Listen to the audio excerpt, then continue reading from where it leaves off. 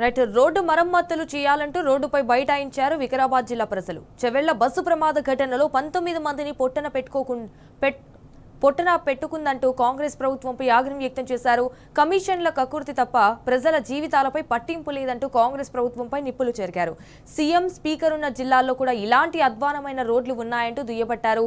వద్దురా నాయన కాంగ్రెస్ పాలన అంటూ నినాదాలు చేశారు.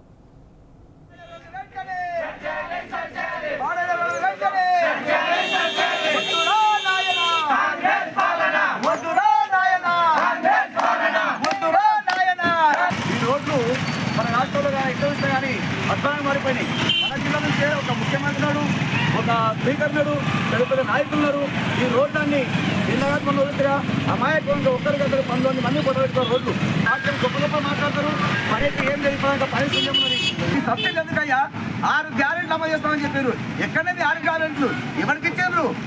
ఆ గ్యారెంట్ల పక్కన వచ్చే ముందు ప్రజలకు కావాల్సింది వైద్యము, ఉద్యోగం, ఉచిత విద్య, ప్రధానంగా రోడ్లు. ఈ రోడ్లు బాగాలేక వీళ్ళందరూ కూడా చాలా బలైపోతారు. జిల్లా వ్యాప్తంగా అనేక చోట్ల యాక్సిడెంట్ అవడం జరిగింది. ప్రభుత్వానికి వ్యతిరేకంగా నిరసనలు చెప్తామని చెప్పి జిల్లా మంత్రికి అలాగే రాష్ట్ర ముఖ్యమంత్రి గారికి ఇవాళ మేము హెచ్చరిస్తా ఉన్నాము.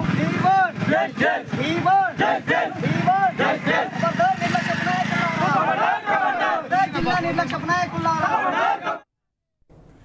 భద్రాద్రి కొత్తగూడెం జిల్లా ఇల్లందులో రైతులు నిరసనకు దిగారు. ప్రభుత్వానికి వ్యతిరేకంగా నినాదాలు చేస్తూ ర్యాలీ నిర్వహించారు.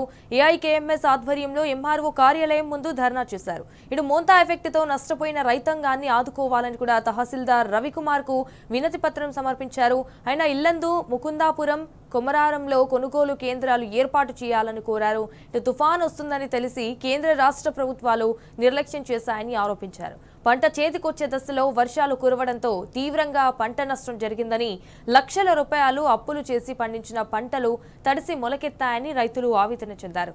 తడిచిన వరి, మొక్కజొన్న, సోయా పంటలను ఎలాంటి షరతులు లేకుండా మద్దతు ధరతో కొనుగోలు చేసి దళారుల దోపిడీని అరికట్టాలని కూడా డిమాండ్ చేశారు. లేని పక్షంలో ఆందోళనలు ఉధృతం చేస్తామని హెచ్చరించారు.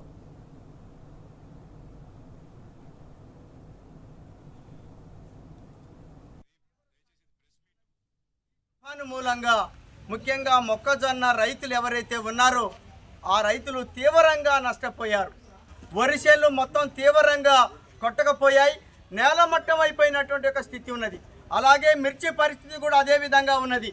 ఇంతటి తీవ్రమైన